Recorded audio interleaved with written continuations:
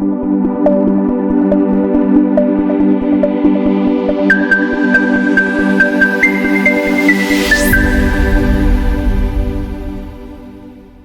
right, today we have here Mark Nuzzo with the Energy Pricebook. Welcome, Mark. How are you today? Fine, thanks. Thanks for having me.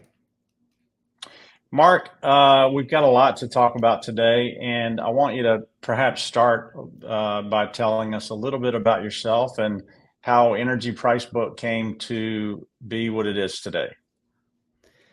So I'd like to tell you Pricebook was something that was planned out in some master scheme or plan.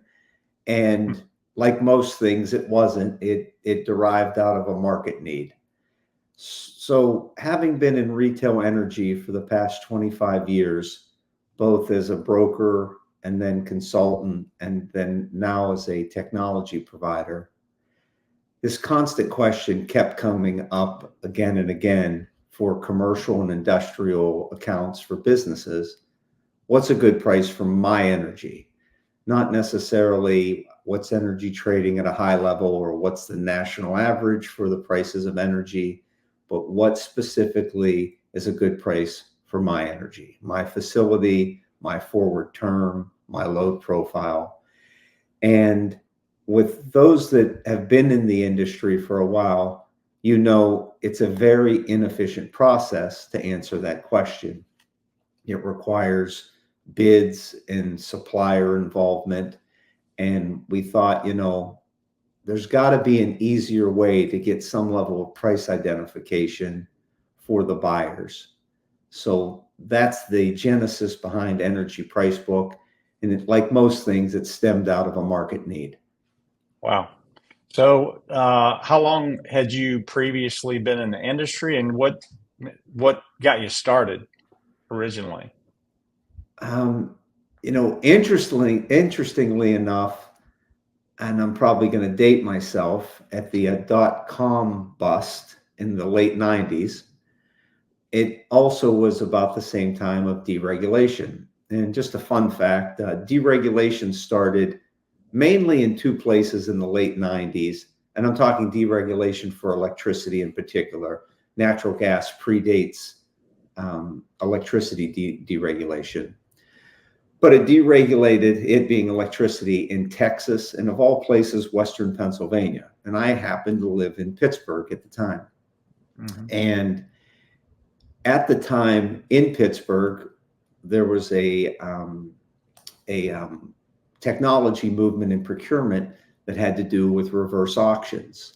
So when those two concepts married together, the deregulation and the procurement of electricity, and we married that with the technology of reverse auctions, that's how we got started and had the opportunity to serve a lot of major governments, whether that would be the city of the District of Columbia and all their government buildings, as well as the surrounding jurisdictions, to Fortune 100 companies.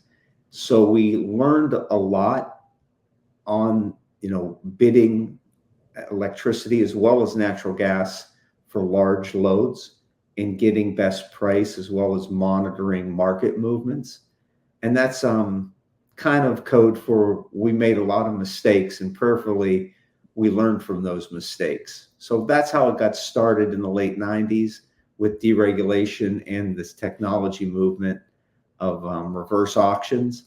And then we grew that company, and that had since sold to a larger consulting firm. And then around 2012, 2015, I and my business partner moved into providing this technology that's now called Energy Pricebook. Interesting. So if you don't mind, for the audience, let's just back up just a little bit. And when you talk about regulated, deregulated energy and those type of things, give us just kind of a broad overview of what that means for the layperson so that they understand. Because I know you and I talked before, and I threw this out at you. And I do business with a lot of business owners across the country who own multiple locations, a lot of which are in the quick serve restaurant industry. They may own 20 or 50 or 500 restaurants that are sometimes spread through a number of different states. And I'm somewhat amazed that as I have this conversation about deregulated and regulated energy and where there might be opportunities, that a lot of them really don't even know what that's about, don't know the details, obviously, and certainly don't know that there are services such as yours that might be able to help them. So if we could just start at the very basic level for those that aren't familiar with the industry, tell us a little bit about regulated versus deregulated. And it might be perhaps a good idea for us to bring up the map that we have queued up, because that may segue into some things that are going on in different parts of the country as well. So I think we have that ready here. I'll let you answer while I bring that up here, just in case this makes it a little bit simpler for us to look at from a perspective on the map. Absolutely. So for those listeners that have a national footprint, or excuse me, a footprint that's maybe in different regions of the country, the electricity infrastructure is different depending on what location of the country that you're in. And it's broken out into what's called ISOs, independent system operators. And there's basically 6 major ISOs. There are other, I should say, subcomponents of that, or other areas. But as you see on the map, there's the ISO New England. I'm starting in the Northeast and working down. And then there's the New York ISO. And then there's what's called a PJM ISO. And that abbreviation used to stand for Pennsylvania, Jersey, and Maryland. And as you can see, it includes more than that now. Mm-hmm. Then there's MISO, which is the Midwest independent system operator. And then Texas, like all things in Texas, it's a standalone, and it is the ERCOT grid. And then lastly, the California ISO, all the way on the West Coast. And the other areas of the country that are not part of these ISOs are largely regulated, in that you as a business would not have an opportunity to shop for your power. But by and large, in these ISO regions, other than MISO, which would be an exception, that could be largely regulated. But the other ones, be it New England, New York, PJM, ERCOT, those you definitely can shop for your power. And California, like all things kind of California, it's a little unique. And there are some rules that you'd have to overcome in order to shop for your power. But long story short, different areas of the country have different shopping rules, as well as different pricing structures. So if you have 2 facilities, one facility, say in Houston, Texas, and one in, say, Chicago, Illinois, they are going to have different cents per kilowatt hour rates, even if you have the same supplier supplying into them, because of the different infrastructure costs.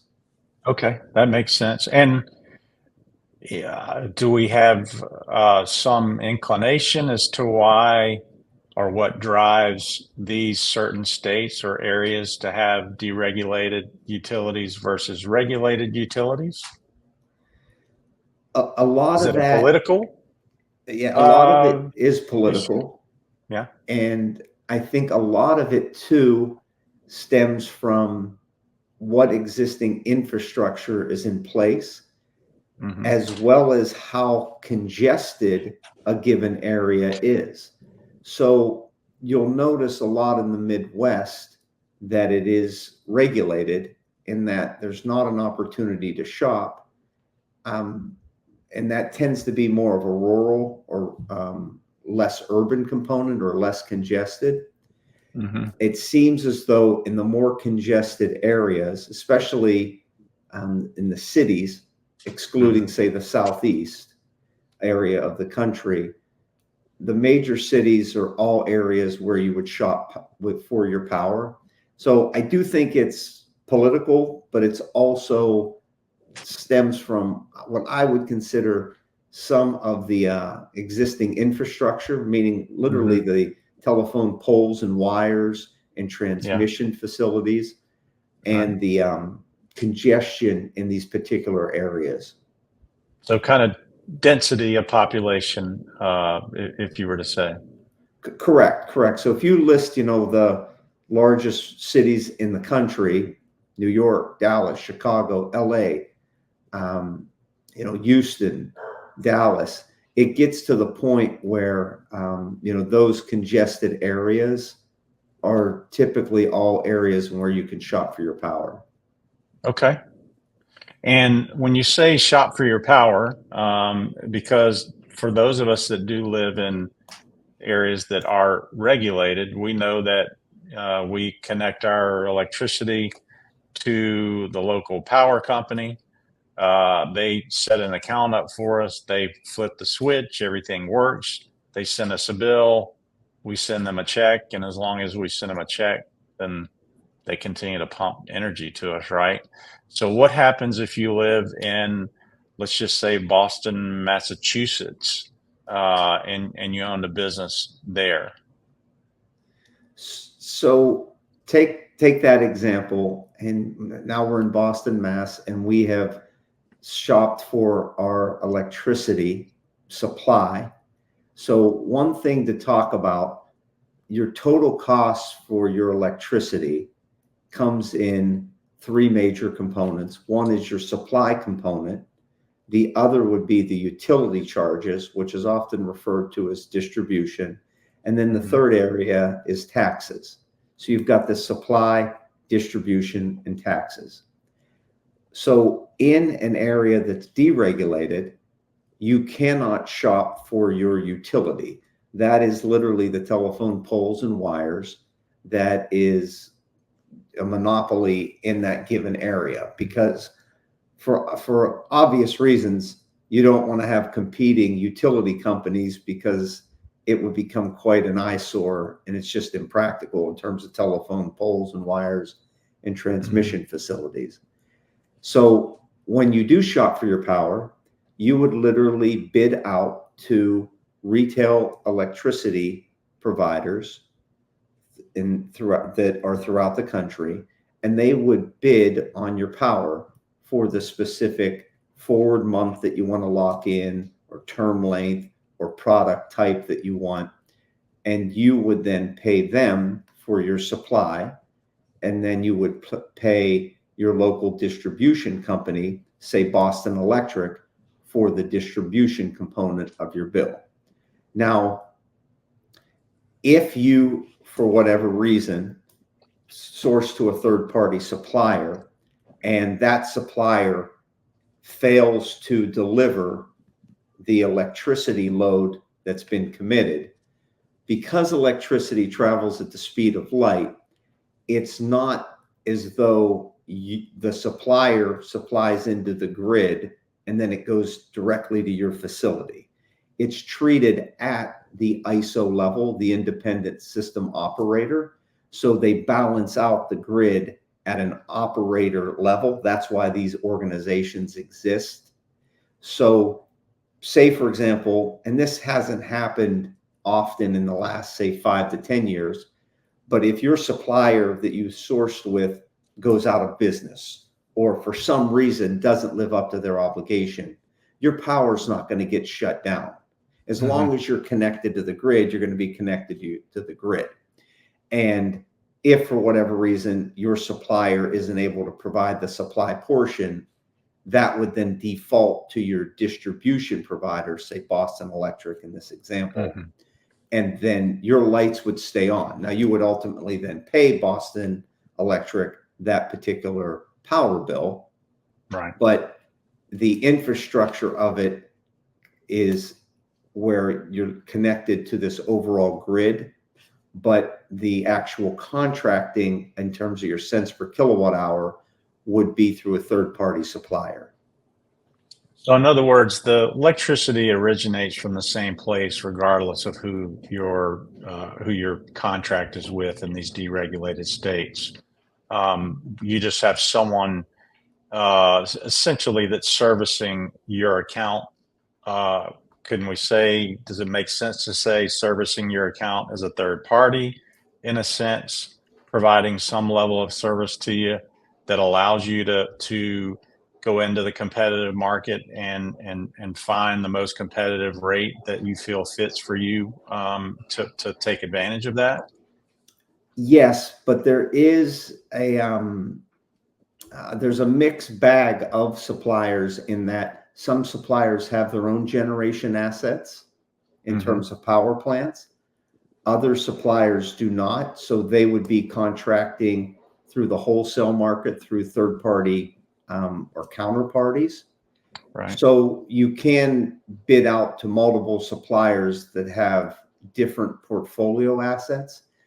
The simplest example in terms of, so you're not getting into, say, financial instruments, you Hmm. would have, say, a supplier that you've bid out and awarded your supply business to, for conversation's sake, let's say it's 7 cents per kilowatt hour. Hmm. If that supplier had generation assets, they would commit not just particular for your account, but for the portfolio, say, in the New England ISO, and then that particular area or region of New England, they would have to proffer to the grid that amount of power. So the suppliers treat it at an aggregate portfolio level, and then you, as the end consumer, have a contract in place with that supplier for a given cents per kilowatt hour. Okay, that makes sense. Um, so we have these different regions. Is there any difference in the makeup or the way that someone would go about acquiring contracts in these different areas, or is it somewhat similar on the open market? Do they act and perform in a similar fashion? Although obviously they have a different price rate based upon where they are, I'm sure.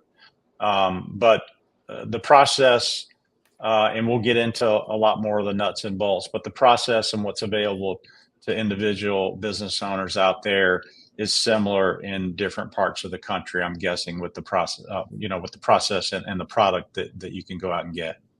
That's correct. So the Okay. procurement or bid process is the same, whether you're in New York, Pennsylvania, Texas, California, and it's also the same whether you're big or small. Hmm. So it's in that process, and we can talk about that as needed, but it's an extremely inefficient process, both for the buy side and supply side, because the price that you get for your energy or a bid for your energy is only good as of the day of that bid. So if you go ahead and get 3 bids from 3 different suppliers, those bids expire at close of business that day. And if you didn't sign a contract and lock in that rate, the next morning, all 3 suppliers have to rebid again or refresh their bids because the market has shifted. So it Interesting. becomes a very cumbersome process to do in terms of locking down a rate as well as price monitoring for your specific account. Interesting. So that just being a trader at heart and being involved in the stock market, that sounds like going out and getting a contract for oil or corn or something like that. It's essentially it's a commodity market, right? It is, and it's a forward market where, especially for the CNI, commercial and industrial accounts, they typically go and want to lock in a forward term, something in the future. This is what I mean by Hmm. forward. Right. Um, Rarely do they just simply ride the market. At least businesses typically don't. They may do it for a certain period or a certain season, but a lot of businesses, take, for example, an automotive manufacturer or a parts manufacturer, they need to know what their costs are for next year. And a large component of that cost that goes into, say, a metal fabrication component or a screw machine component, or, you know, an automotive, if you're assembling a vehicle, is the energy that goes into powering a plant. So they typically want to know what their rate is so they can set budgets and prices accordingly. Yeah, that makes sense. I never thought about it from that perspective. Awesome. Well, before we get into more of the nuts and bolts of how this works, and we've got some charts that we're going to share for those of you that want to dive into that, tell us a little bit more about what Energy Pricebook does and the services that you offer, the types of clients that you're offering these services to provide support in this arena that we're talking about here. So what we have seen as an unfulfilled market need is, and it's on this slide, it says automated price monitoring and approvable buy opportunities.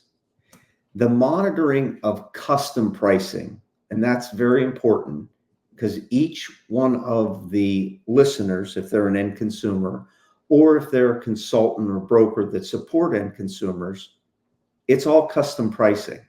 It's down to that particular location, the forward start month that they want to have the contract for, the term length of that contract, the specific load profile, which means your on and off peak usage, your KW demand for a given month, your, in certain areas of the country, your capacity tag, your transmission tag. So there's a unique custom aspect to each one of these end consumers when they go to bid. And that's on the supply side too. So this is no easy task for the suppliers who are staffed with supplier pricing desks, which have a lot of good folks, intelligent folks, but their resources are stretched. So if, say, for example, an owner of a fast food restaurant chain, and they may have 20 of them in a given region, say in Pennsylvania, for conversation's sake, to go get pricing for each one of those sites, that's going to cause the supplier pricing desk to have to go get custom pricing for each one of those sites. So, and you may just want to do it to see where market pricing is for you. So that's called indicative pricing. So what happens inside of the suppliers is the sales reps, who always want to obviously close a deal and have a book of business that they're on the hook for, go to the supplier pricing desk and say, we need you to bid this account. The supplier pricing desk goes back to the sales rep and says, is this thing going to contract? Like, is this for real? Is it just indicative? How much time do I need to spend on it? So internal to a supplier, there's this going on, and rightfully so, because the supplier pricing desks are strapped with resources as well. So what Pricebook does is an automated pricing technology that mirrors what the supplier pricing desk is doing.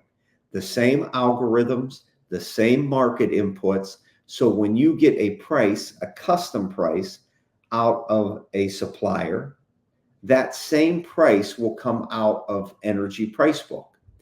And you could use Pricebook. We've seen folks use it to replace about 80 or 90% of their indicative pricing efforts. So similar to if you go to buy a vehicle and you go to a car dealership, you don't typically walk in without having an idea what that particular car costs. At least folks in my circle that I run with, they typically don't just sign a check. And they use pricing mechanisms, whether it be Kelley Blue Book or TrueCar.com or whatever other price reporting, to see what they should be paying for a given car. And actually, that's where the name stemmed from, Energy Pricebook, because one of the functions of it is to price check suppliers. The other function of it, which is just as important, is to do this automated price monitoring for your custom price for your particular facility, so you don't have to keep going out to suppliers if you're just wanting indicative pricing. So this technology streamlines a lot of that inefficiency that existed prior to launching it. Interesting. So, if I were to kind of look at this from the perspective of someone that perhaps has some experience using trading platforms in the stock market, as an example, so I've used Thinkorswim, which used to be a platform with TD Ameritrade. I think Schwab's taken it over now. And when I want to buy some more Tesla, I can pull my charts up and go in there and put in a buy order, and I can see exactly what that price is. Literally, it's changing by the millisecond. What you're telling me is, like, if I wanted to do that in the commercial electrical world, I'd have to have someone, or I'd have to call Tesla and get a up-to-date price every time I wanted to do that. And if the price weren't what I wanted, then I'd have to call them back tomorrow and say, hey, can you give me another price? Maybe it's where I want it to be in the following day.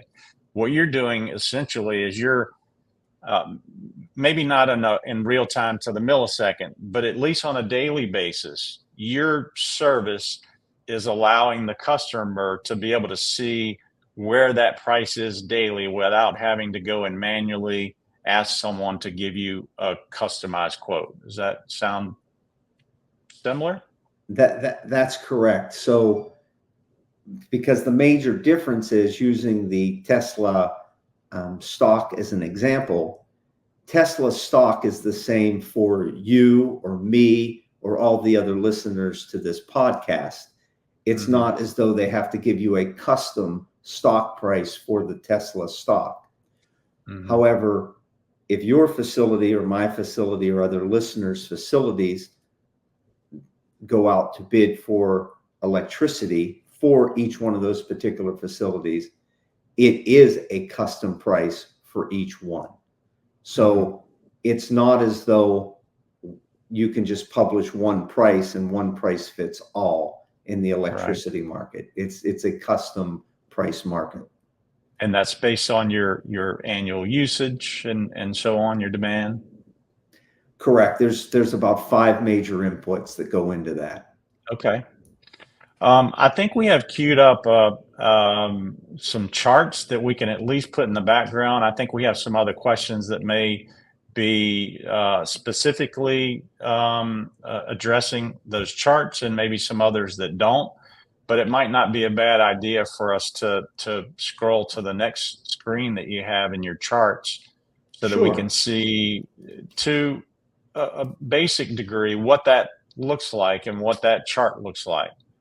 So as we leave the national map, what we'll be doing, and I believe this one is in New England, we're now going to go into what a hub within New England would look like. And this particular hub is the New England Northeast Mass Hub. And that is a particular trading hub where, at a high level, now what you're seeing here isn't necessarily custom pricing down to all of the facilities that sit behind this New England Mass Hub. And this is actually the Northeast Mass Hub that sits behind the utility Eversource, or that's used to be NSTAR. So each one of the trading strips, or what's called calendar strips, and we'll talk about this in a little detail. And this is one area that you can watch the market for electricity at the hub level. And we'll talk more about the custom level if your facility, say, sat behind this Northeast hub.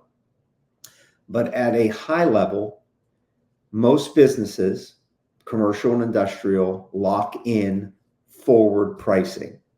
So as we sit here today on, today's May 30th, I believe this report is from May 28th, what happened earlier this week.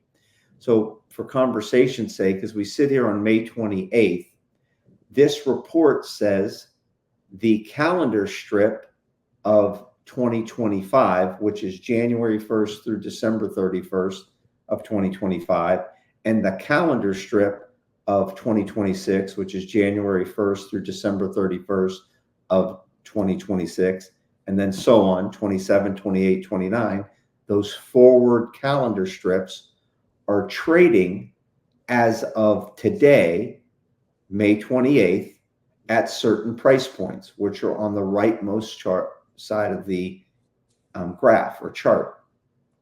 So what you see here in the chart is the historical trend for each one of these calendar strips over the past 4 years. Because what businesses want to know, whether it's at a custom price level specific to them or at the given hub level that they sit behind, am I buying at a high point or am I buying at a low point? And charts like this illustrate that.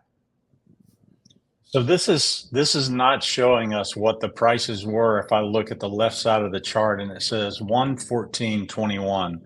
So I can see the different colors of the strips for 25, 26, 7, 8, 9. Those were not the prices on 1/14/2021. Tell us the relationship of what that 1/14/21 on the left hand side of the horizontal axis there means. Absolutely. So I think I'm showing my age as I put my glasses on. That one, I might hey join you here Scott, in a minute. that 114 is a 1-4. I didn't know it until I Oh, put my 1-4. glasses on. That's because I don't have my glasses on. That's all right. That's all right. So that's correct. So what this chart is showing over here on the January 1st, 2021, it's not what prices were trading in the real-time market on January 1st, 2021. It's what the forward term of this calendar strip 2025 was trading on January 1st, 2021. So one way to look at that, and bear with me as I'm going to share my screen a minute here. So take, for example, this is a similar graph for a different area of the country. This would be Pisag in northern Jersey. So each one of these calendar strips are created by aggregating 12 forward months. So in electricity, the product trades in a given forward month. So calendar strip 2025 would basically be created or consist of January 2025 through December 2025. And that 12 months would create that particular calendar strip, and the same for 26, 27, and 28. So on January 1st, 2021, this is not what the real-time market was trading, but what the forward market was trading for these exact forward months that you see down here. So in other words, that's the price that I would have been able to get for a period of X months if I executed a contract on that date, as opposed to what the price was for that day. Correct. So if you wanted to lock in January 1st, 2025 through December 31st, 2025, this calendar strip for these months, you would have paid around $28 a megawatt hour. Today, that same forward term, because we sit here in this case, this was May 27th, that same forward term is now trading at $44. Wow. So the price of that calendar strip has, almost doubled since, 2021. Wow. Well, that's very interesting information, and also very not too surprising that prices are going up significantly with inflation the way that we've seen it the last few years. Interesting. Okay. Well, that answers a lot of questions there about without getting too deep into the weeds on that about what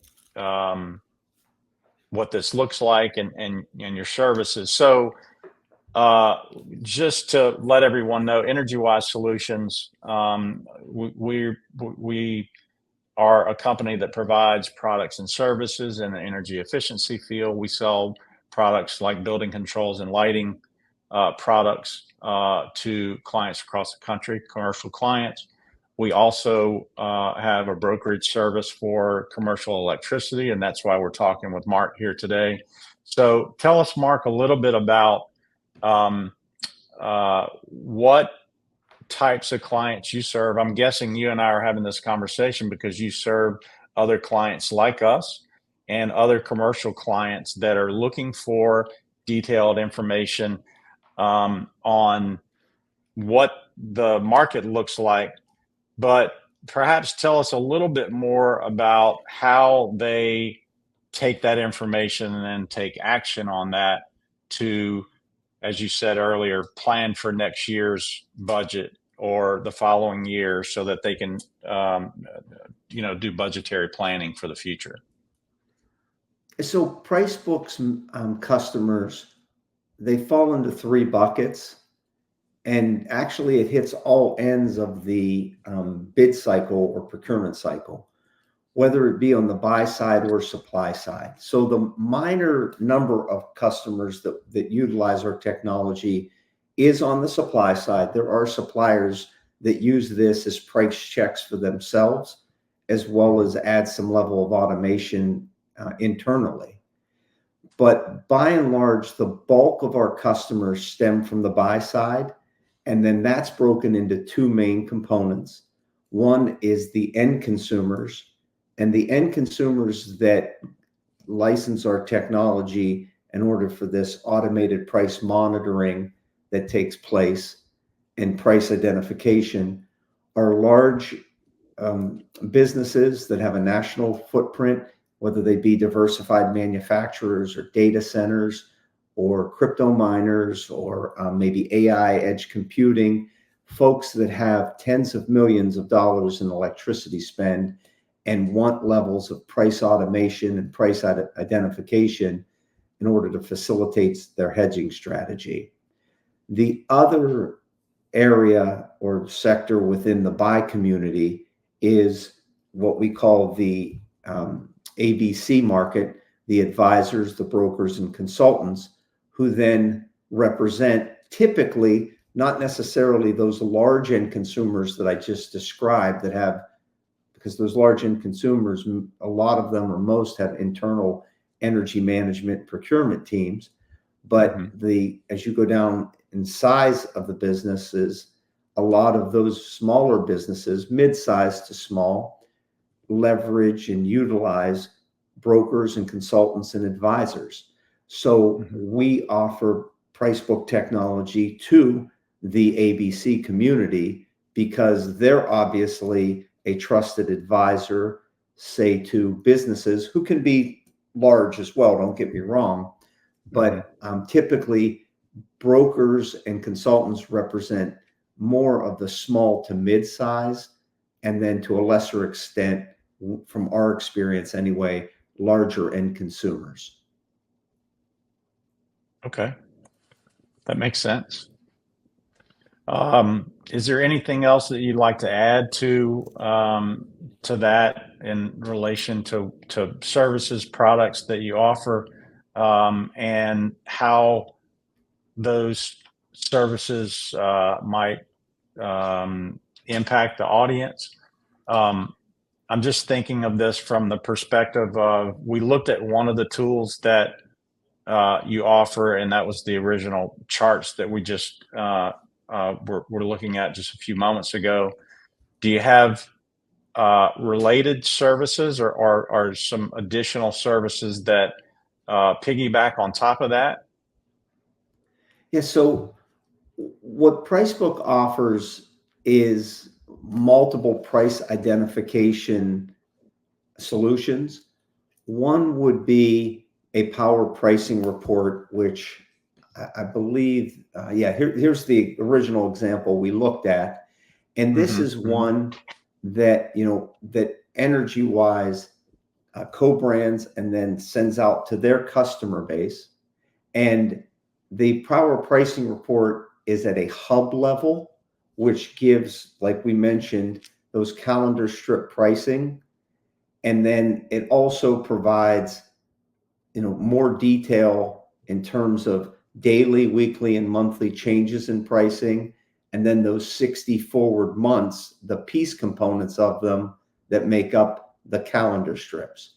So that's one product that we offer, which would be considered a hub level pricing. Then the other products that we offer are more geared towards the custom pricing, down to, say, Energywise's customer specific load or an end consumer's specific load. And what we have found, and we've been blessed to have a lot of feedback, both on the advisor and broker and consultant community, as well as end consumers, as well as suppliers. And the chart that's on the screen now just shows over the last 20 some years what energy prices have done at a high level. So on the y-axis, this is the average electricity price in cents per kilowatt hour. And you could see on the left-hand side, starting with deregulation, this thing started around, say, on average, and it's a macro average across the US of 6.5 cents. And you can see up to about 2014 that prices rose, and there was this market dynamic that occurred, whether it was, terrorist attacks at 9/11 or an Enron collapse or hurricanes, be it called Katrina or Ida or Sandy. And then there were also financial issues or market issues, whether it be a financial crash or housing crashes. But up to about 2014, there was this rising market. And that was a difficult time to purchase power, because you thought it was going to go lower, and it just didn't, especially in about the 2008 timeframe, as well as about the 2013 timeframe. And prices just continued to rise. So to do that, it required levels of detail, because, say, the ABC community, when they went to their customers were getting higher prices than they were currently paying, which obviously prompt more questions. Why am I paying higher prices? And it created the need to give backup data, meaning, like, why is this pricing the way it is? Well, then about 2014 to about 2020, the markets basically stayed flat, and it was a very easy time in the energy market. And that, by easy time, I mean this. Imagine if there's ABC, brokers and consultants listening, you remember the days where you would go to your clients, or if you're an end consumer in the procurement field or the energy management field, you'd go to your stakeholders and say, we're currently paying 6 cents. The new markets, or the new price, is coming in at 4 cents. Do you want to do that? And obviously the signatories would say, yeah, we want a lower pricing. And that whole buying and risk management strategy was basically on autopilot for about 8 years, from about 2014 to 2020. And a lot of folks fell asleep at the switch. They were thinking, okay, I don't necessarily need this monitoring that I used to have in the beginning of the early 2000s. But then, lo and behold, whether it would be COVID, whether it be the weather occurrences that disrupted the markets in Texas, whether it be wars in Ukraine, the markets are continuing to rise. And the difference now, and I don't necessarily want to spend time on this soapbox, but it merits mentioning.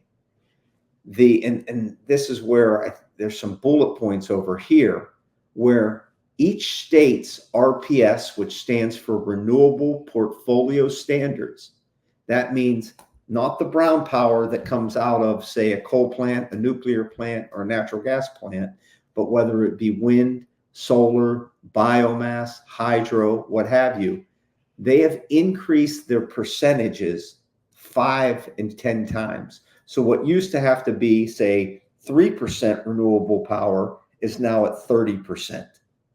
And renewable power comes at a premium cost. And then in parallel with that, what's happened over the last decade, we continue to take coal and nuclear plants offline. And then compound that, natural gas drilling has been throttled back in the last 3 years.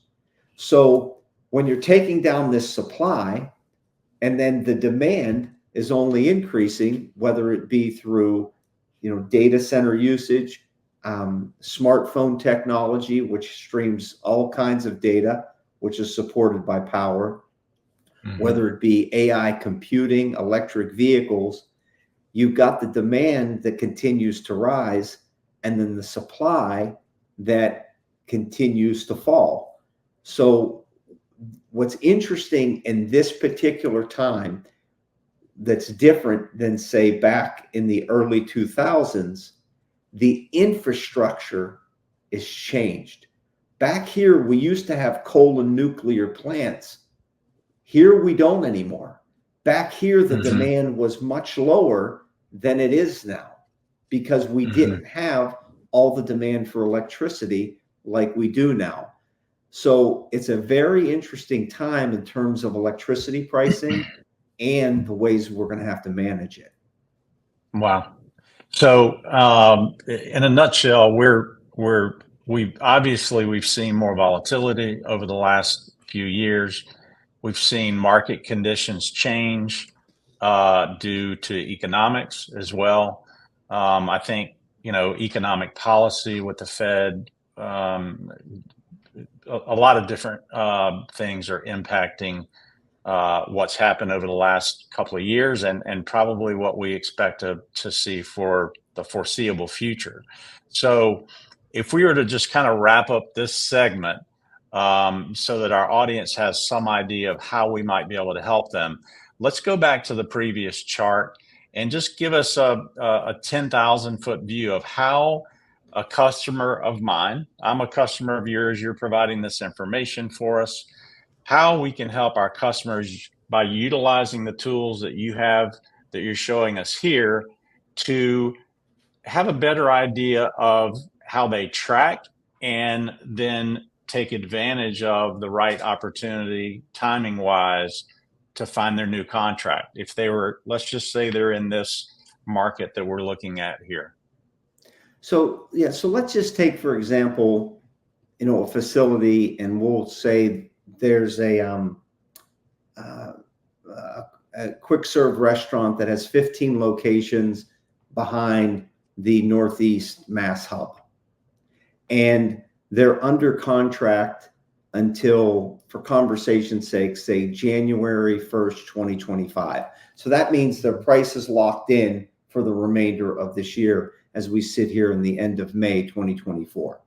But come January 1st, if they don't lock in a rate, they're going to go on a variable rate, which causes budget uncertainty, which most businesses don't like, and they want to know what their costs would be. So what this is telling them in terms of the charts on the forward calendar strips is for January 2025, which is this blue line, which and I don't know how this is coming across on the screen, but this top blue line as it comes in, it is at what we would consider a higher point in the last 3 years. So if you wanted to lock in the calendar of 2025, you wouldn't necessarily be buying it at a high, which, peaked up to here, or obviously down to a low, which was back here. So this information, not only for say 2025, but it also breaks down what 2026 looks like as well. And then 27, and then accordingly 28 and 29. So what this would help the buyer do is when they go for bids, they would be saying, okay, is this a time for me to actually lock in pricing? Should I go and look at 2029, maybe lock in a 5-year term? Because notice these out years, if you scroll down, say 2029, it's priced at $49 a megawatt hour versus 2025, that forward term is priced at $64 a megawatt hour. So you may want to go out and not just get a 12-month term bid, but you may want to get a 12, 24, 36, 48, and even a 60-month term bid. So you have 5 bids to pick from, because those out years could lower your pricing today if you include them in the overall term. So that's one piece of information that this report would say. It would help structure your bids in terms of how far out and how many term lengths do I want to go that could help my pricing. It also tells you, am I buying at a high or am I buying at a low point? We had some customers, you'll notice in 28 and 29, which is somewhat unique. You don't see this in everywhere around the country, how this fell off in these out years. We have some customers that are going and locking in 28 and 29, even though they may not have 25, 26, and 27 locked in. They see this market dip that fell in these outer years, and they see it starting to rise again, and they're locking in that rate. So it gives them a perspective on what forward months to lock in, and when they're doing that in terms of historical pricing. Why a couple of things come to mind as I look at this, and I don't think I noticed it when we originally looked at this, but this is somewhat odd in the sense that the longer terms or the out years further out are more expensive. Is that not usually kind of opposite? Correct. It Buying varies. An option contract is, if you want more time, you're going to get, it's going to cost you a little bit more typically. Well, for electricity, it varies in terms of 80% of the time, the out years typically cost more than the current years typically. So this is unique. And you'll notice if you pulled up this report for other areas of the country, it's actually flipped, where those outer years are costing more than the short-term years. So that is why going, back to, and I'm just going to quickly go back to this map, why different areas of the country are priced differently at different times. It's a constant moving market. So that's why this type of data is invaluable when, say, for example, I'm going to use the quick serve restaurant. I may have 30 facilities behind this Northeast Mass hub, but I may also have 30 facilities in Texas that market's looking completely different than this, than this particular hub. Right. So let's take a hypothetical here, Mark. I'm going to put you on the spot. And of course, neither of us are providing financial advice here, but let's say Mark owns stores in this market, and you've got some decisions to make. And obviously we have a unique scenario here where we kind of flipped the pricing for the out years of 28 and 29 versus the years of 25 and 26. If you didn't have any existing contracts in place right now, and you were trying to make some decisions as the CFO of Mark's QSR, in this market. Tell me how you might handle your planning in this scenario. In this case, the first thing I would want to do is get intel that's at the custom level for my particular facility. And we can talk about that later on how to do that, but conceptually, it's the same process. So we're looking at hub level pricing. So the first thing I'd want to do is get custom pricing. And that's a different product that we can talk about later, but conceptually, it's the same process in that if I needed to lock in, for conversation's sake, starting January 1st, 2025, again, this is just me looking at this data as of, May 28th when it came out, and at least seeing a level of uncertainty in the market in terms of the supply and demand, I would feel comfortable locking in 28 and 29 with a start month of January 1st, 2028 and go out 24 months. So I see this dip in the market. I'd like to lock it in and be done with it. Now, could it fall lower than that? It very well may. But based on right now what I'm seeing, it's a bird in the hand, if you will. Yeah, now, I mean, that being said, what do I do missed their short-term? opportunity. Maybe 90 days ago, they could have gotten a better price. But prior to that, you'd have to go back almost 3 years to get equivalent pricing. Exactly.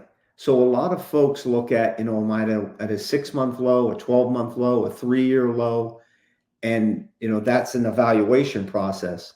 So in 2025, as I sat here on May 30th, depending on what I needed to know with my budget for next year, I'd look at this, and again, we're looking at now the what's the blue line. We're not necessarily at a complete high point, and we're not necessarily at the low point. And I don't know, quite candidly, when we're ever getting back to low points again, if you will. If it were me, I would lock in 2025. Now, obviously, you'd want to competitively bid that out across suppliers that you trusted to make sure you were getting the right product and a good rate. But for 2025, it's not like you're buying up here at this point. Now, as we sit here going into June, I think we'd want to know what our electricity budget would be for 2025. So as we sat here on today, the end of May, for all intents and purposes, I would lock in 2025 and the years 28 and 29. And without this information, you're basically blind to, having that informed decision. Yeah.